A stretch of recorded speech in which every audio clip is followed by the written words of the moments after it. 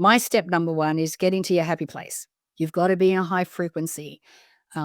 Because if you're only focusing on the problem and the pain and the loneliness and the ill health, then maybe at best you're going to imagine yourself out of that situation. I think one of the benefits of having a gratitude journal and committing to writing 5 new things every day is that it conditions you and conditions your brain and your mind to look for the good things that are happening throughout the day, because you know you've got to commit 5 things to that journal in the evening.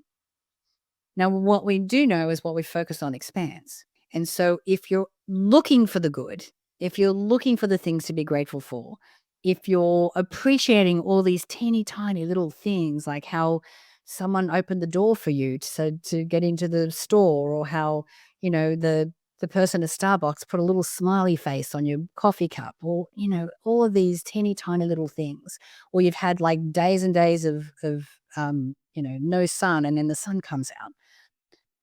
What you're doing is you're training your brain to look for the positive. So, writing in the journal is important. I also, with a lot of the people I work with, I get them to set an alarm on their phone or on their Apple Watch these days. So that, and you can do like 1 or 2 a day where you stop, drop, and then go into something grateful, regardless of what you're doing at the time. So sometimes when the alarm goes off, you're in a place where it's easy for you to sit around and appreciate and love the things that are going on around you.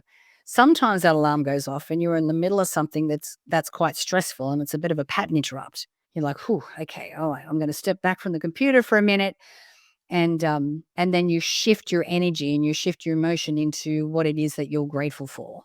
And I love that. And it also, those kind of things you can obviously add to your gratitude journal later. But it can be something as simple as just doing something that makes you feel good.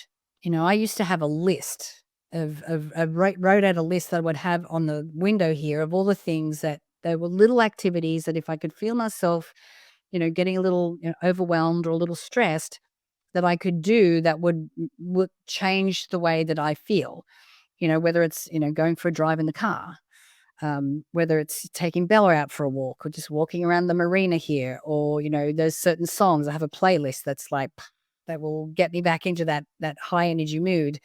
So doing those kind of things. Back when we were doing the launch for Mind Movies, I mean, we were over here on credit cards. We didn't have a lot of money, which meant we couldn't pay people to do a lot of the things that needed to be done for that launch. So we're learning how to like edit videos and write autoresponders and set up websites and all these things that are like, I knew how to use Word when we started, and I'm having to learn all these things, which was very stressful. So we would, take ourselves out of this little apartment that was really cheap. Well, we couldn't figure out why it was so cheap, and we realized it was underneath the flight path of San Diego Airport. So that's a whole other story. But we'd leave the apartment, we go grab a coffee, and we go down to the dog beach in Ocean Beach in San Diego. So we're watching dogs run around and play with big smiles on their faces, and it would really help us to change our energetic state. And so when we were sort of in that higher frequency and that, feeling good and the sun's on our skin and dogs are happy, we would have these conversations in present tense as if the launch was already done. And we would talk about, how we're taking our families on vacation, and how we're eating at these fancy restaurants, and how we're only working 6 hours a day, and all of these amazing things. Like, we would talk as if it was already happening, and how fun it was and how great it was. And we would get into not only the vision of that, but the emotion of that. Because, when we're looking at this manifestation process, my step number one is getting to your happy place. You've got to be in a high frequency. Because if you're only focusing on the problem and the pain and the loneliness and the ill health, then maybe at best you're going to imagine yourself out of that situation.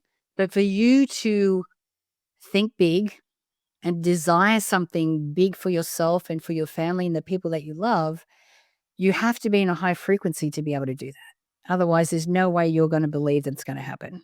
And so you play small. So yeah, and just peppering things throughout the day that make you feel good, and figure out what that is for you, because it's different for everybody.